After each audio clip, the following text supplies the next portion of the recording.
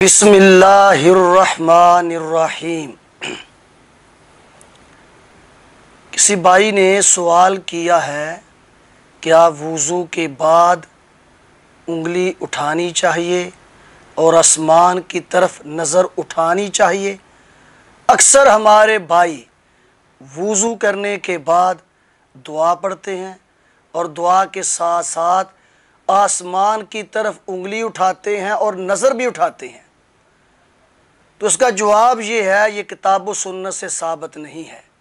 वुज़ू करने के बाद, वुज़ू से फारिग हो जाने के बाद उंगली आसमान की तरफ उठाना, ये किताब व सुन्नत से साबित नहीं है।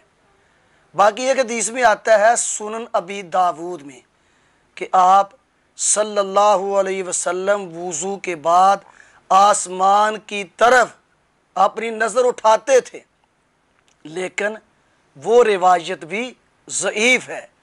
उसमें इब्न अम्मे अबी अकील रावी मजहूल है, जिसकी बिना पर यह हदीस ज़ईफ़ है। तो खुलासा क्या निकला? वुज़ू के बाद आसमान की तरफ नज़र उठाना और उंगली खड़ी करना, ये दोनों बातें किताब व सुन्नत से साबित नहीं हैं।